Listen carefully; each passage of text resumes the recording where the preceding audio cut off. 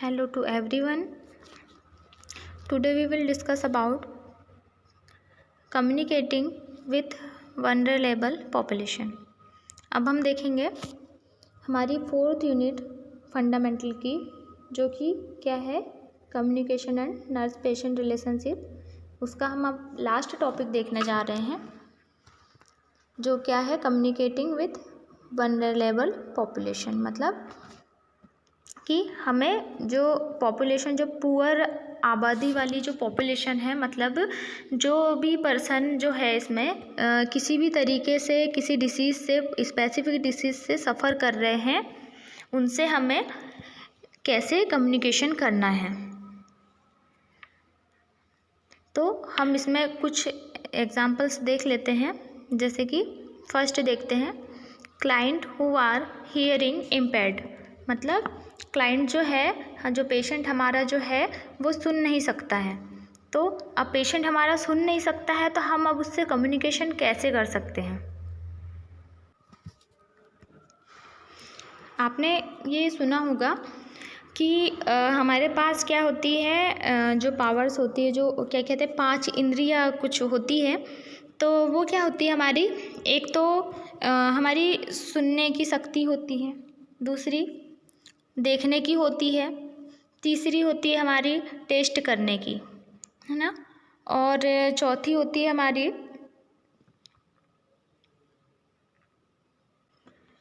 किसी भी स्मेल को परसीव करने की या आइडेंटिफाई करने की, और लास्ट हमारी होती है एक सेंसेशन वाली, जो होती है कि कोई अगर हमारे हाथ को जैसे टच करता है तो हमें तुरंत पता चल जाता है। तो ये हमारी 5 इंद्रियां होती। अब इसमें से यदि कोई एक भी यदि वीक हो जाती है या कुछ डिफेक्ट होता है, तो जो दूसरी हमारी इंद्रिय है वो स्ट्रांग हो जाती है ना। जैसे कि कोई अगर देख नहीं सकता है, तो फिर उसकी जो सुनने की जो पावर है, जो सुनने की जो शक्ति है, वो और स्ट्रांग हो जाती है ना। तो अब हम ये देखते हैं कि जो पर्सन, जो क्लाइंट है, हमारा जो पेशेंट है, वो यदि सुन नहीं सकता है, तो फिर हम उससे कैसे कम्युनिकेशन करेंगे। तो चलिए देखते हैं। Determines if the client reads lips, if so face the client. अब हमारा जो क्लाइंट है वो सुन नहीं सकता है, तो हमें क्या करना है, पहले उसको डिटरमाइन करना है कि ये हमारे लिप्स को पढ़ सकता है कि नहीं, है ना। अब वो सुन नहीं पा रहा है पर देख तो पा रहा है ना। तो वो हम जो बोल रहे हैं वो उसको रीड आउट कर पा रहा है, हमारी बातों को समझ पा रहा है या नहीं। यदि हाँ, तो हमें क्या करना है, पेशेंट के फ्रंट पे खड़े होके, उसके सामने खड़े होकर क्या करना है, हमें कम्युनिकेशन करना है, ताकि जो पेशेंट है वो इजीली हमारे लिप्स को क्या कर सके, रीड कर सके कि हम बोल क्या रहे हैं। तो जिससे क्या है, हम जो कहना चाह रहे हैं, पेशेंट हमारी बातों को समझ जाएगा। देन नेक्स्ट पॉइंट है इसका, if he or she using hearing aids check whether it is in working order. मतलब सिंपल है कि यदि पेशेंट जो है हमारा, वो यदि उसके पास हियरिंग एड्स जो है, जो कि आते हैं, तो वो क्या है, यदि वो हियरिंग एड्स का यूज़ करता है, जो मशीन का यूज़ कर रहा है, तो हमें चेक करना है कि ये वर्किंग ऑर्डर में है या नहीं, काम कर रहे हैं या नहीं कर रहे हैं। देन थर्ड है इसका, ऑलवेज फेस टू क्लाइंट। अब पेशेंट सुन नहीं पा रहा है, तो अब अगर पेशेंट सुन पाता तो हम साइड में खड़े होकर भी पेशेंट से बात करते, तो पेशेंट सुन लेता कि हाँ नर्स क्या बोल रही है। बट पेशेंट सुन नहीं पा रहा है, तो पेशेंट को क्या, वो देख के ही सब चीज़ों को परसीव करता है ना, देख के कम्युनिकेशन करता है। तो हमें क्या करना है, पेशेंट के सामने खड़े होकर उससे कम्युनिकेशन करना है। देन फोर्थ पॉइंट है इसका, focus on non verbal clues. मतलब हमें क्या करना है, नॉन वर्बल जो क्लूज़ है उस पर फोकस करना है, क्योंकि क्या है, हो सकता है वो हमारी ज़्यादा बातों को रीड नहीं कर पाए, ज़्यादा बातें हमारी रीड आउट नहीं हो पाए उससे, है ना। तो हमें क्या करना है कि जो नॉन वर्बल क्लूज़ है, मतलब मैंने आपको बताया था टाइप्स में कि हमारे क्या है मतलब सिम्बॉल्स का यूज करना है ना, बिहेवियर के थ्रू कम्युनिकेशन करना है, बॉडी लैंग्वेज का यूज़ करना है, आई कांटेक्ट जो है आइज़ के थ्रू करना है, गेस्चर पोस्चर का यूज़ करके क्या करना है, हमें पेशेंट से कम्युनिकेशन करना है, जिससे कि क्या होगा, पेशेंट को क्लू मिल जाएगा कि हाँ ये मुझसे क्या कहना चाह रहे हैं। तो एक्चुअल क्या है वो फिर पेशेंट जो है उसको ईजीली अंडरस्टैंड कर सकेगा। देन नेक्स्ट हम देखेंगे client who are impaired visually impaired. मतलब अब क्लाइंट हमने जो देखा था वो उसमें अपना पेशेंट जो है वो सुन नहीं पा रहा था। अब जो नेक्स्ट पेशेंट है वो हमारा वो देख नहीं पा रहा है। तो अब पेशेंट देख नहीं पा रहा है तो अब आप उनसे कम्युनिकेशन कैसे करोगे, तो देखते हैं इसको।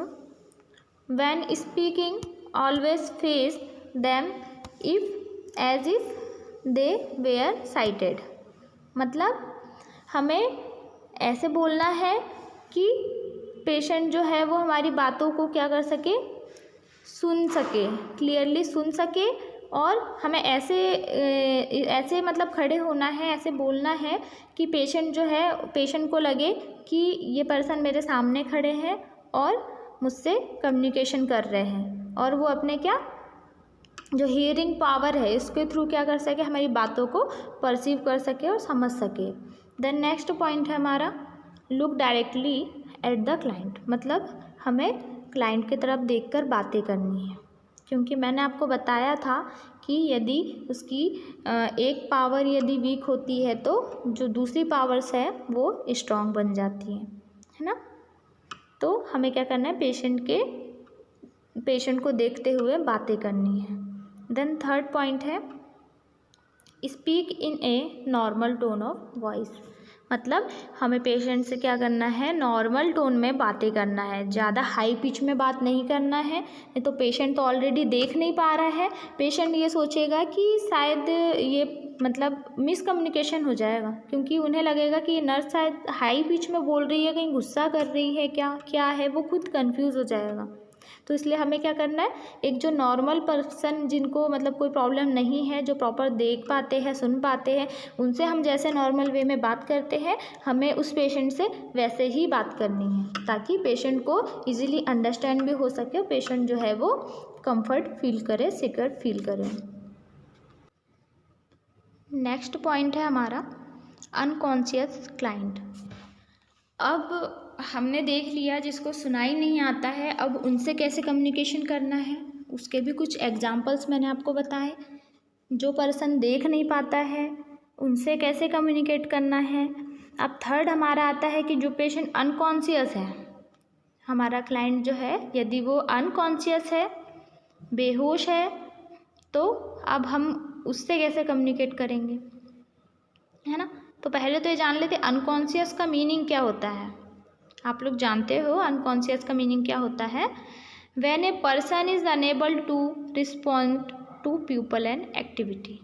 मतलब जो पर्सन जो है वो रिस्पॉन्स करने में सक्षम नहीं है, कोई एक्टिविटी नहीं कर पा रहा है, that is called unconscious person या अनकॉन्शियस क्लाइंट। तो अब हमारे पास आया अनकॉन्शियस क्लाइंट। अब हमें उससे कैसे कम्युनिकेशन करना है ये देखते हैं।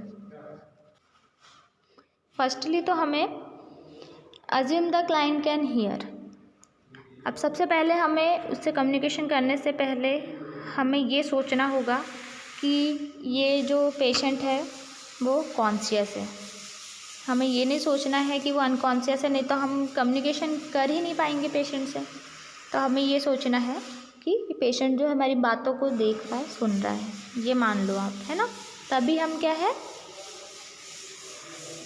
पेशेंट जो हमें ये मानना है कि पेशेंट जो है हमारी बातों को सुन रहा है, अनकॉन्शियस है बट पेशेंट हमारी बातों को सुन रहा है। आफ्टर देन हमें क्या करना है, उससे कम्युनिकेशन करना है। सेकेंड पॉइंट है इसका talk in a normal tone of voice. हमें क्या करना है, वही है कि हमें क्या करना है, नॉर्मल टोन में बातें करनी है, नॉर्मल वे में बातें करनी है, ज़्यादा हाई पिच नहीं होनी चाहिए, ज़्यादा लो पिच नहीं होनी चाहिए। तो हमें नॉर्मल वॉइस में पेशेंट से कम्युनिकेशन करना है। थर्ड पॉइंट है इसका speak to the client before touching. और हमें क्या करना है, पेशेंट को टच नहीं करना है, हमें पेशेंट को टच करने से पहले उनसे बातें करनी है, हमें बोलना है उन्हें, है ना। पेशेंट तो अनकॉन्शियस है बट फिर भी ये हमारा एक मैनर होता है कि हमें पेशेंट को डायरेक्ट टच नहीं करना है। तो हमें क्या है, ये अनकॉन्शियस क्लाइंट से कैसे बात करना है, कैसे कम्युनिकेशन करना है, ये था हमारा अनकॉन्शियस का क्लाइंट का कैसे कम्युनिकेशन करना है। अब हम देखेंगे नेक्स्ट कंफ्यूज क्लाइंट। अब यदि पेशेंट हमारा कंफ्यूज है, किसी उलझन में है, या वो खुद ही सोच नहीं पा रहा है कि मुझे करना क्या है एक्चुअल, तो अब इस पेशेंट से हम कैसे कम्युनिकेशन कर सकते हैं। To maintain, first point, to maintain appropriate eye contact. अब पेशेंट कंफ्यूज है ऑलरेडी, अब उसे हमारी बातें समझ में आएगी नहीं, तो हमें क्या करना है, पहले तो हमें आई कांटेक्ट करना है पेशेंट से, कि पेशेंट जो है वो हमसे, जब हम उससे आई कांटेक्ट करेंगे तो पेशेंट क्या है, थोड़ा पेशेंट को लगेगा कि नहीं अब ये मुझसे क्या है, कुछ बोलना चाह रहे हैं, बातें करना चाह रहे हैं, मुझे समझाना चाह रहे हैं, और पेशेंट क्या है, हम पे ट्रस्ट कर पाएगा, है ना।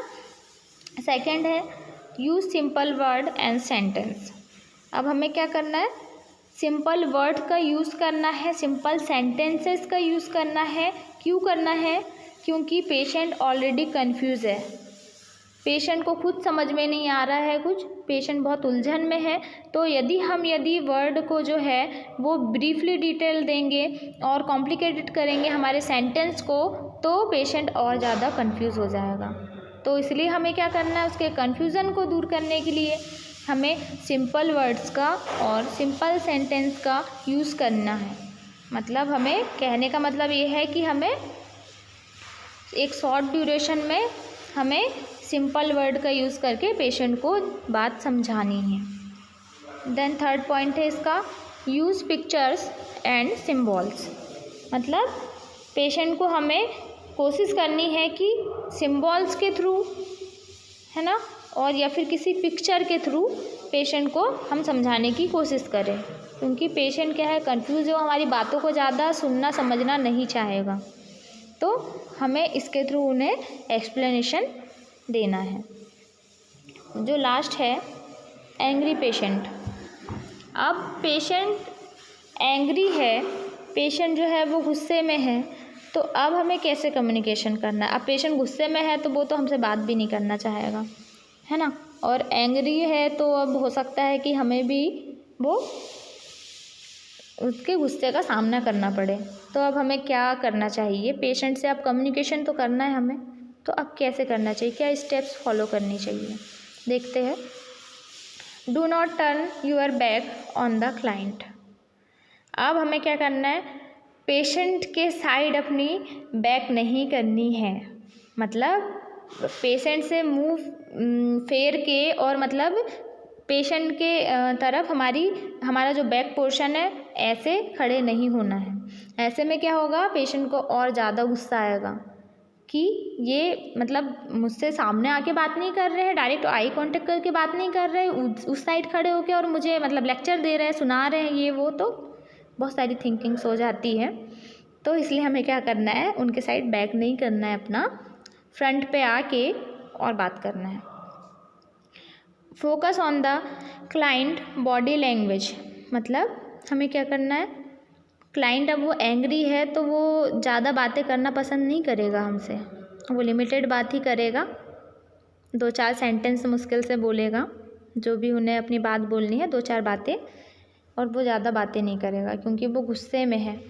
तो हमें क्या करना है, उनकी बातों को समझने के लिए हमें उनकी बॉडी लैंग्वेज पर फोकस करना है। पेशेंट की बॉडी लैंग्वेज को क्या करना है, अंडरस्टैंड करना है कि एक्चुअल प्रॉब्लम ये पेशेंट की है क्या।